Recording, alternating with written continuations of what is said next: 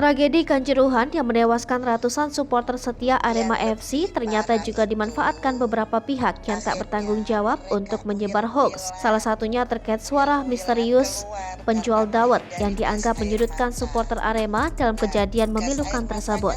Sebelumnya memang beredar di media sosial rekaman suara yang mengaku sebagai penjual dawet yang menuding banyak supporter Arema yang menenggak minuman keras sebelum terjadi kerusuhan.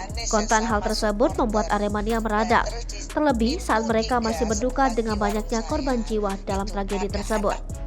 Tak hanya Aremania, rekaman suara yang viral ini juga langsung menyedot perhatian dari pihak kepolisian yang langsung melakukan penyelidikan. Bahkan rekaman suara misterius bakul dawet ini juga mendapat perhatian dari Menko Polhukam Mahfud MD dan Komnas HAM. Lalu siapa penjual dawet misterius tersebut?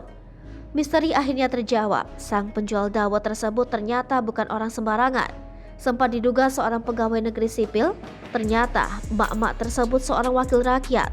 Hal itu diungkapkan akun Twitter @aremaniaculture yang mengunggah langsung video permintaan maaf dari ibu berseragam tersebut.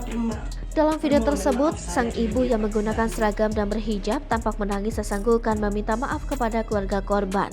Dalam tautan lanjutannya, akun Aremania Culture juga sempat meralat dugaan bahwa sang ibu adalah seorang PNS. Dari info terbaru yang diterima Aremania Culture, ternyata ibu yang bersangkutan wakil rakyat dari sebuah partai. Warganet langsung banyak yang menghubungkan dengan salah satu partai.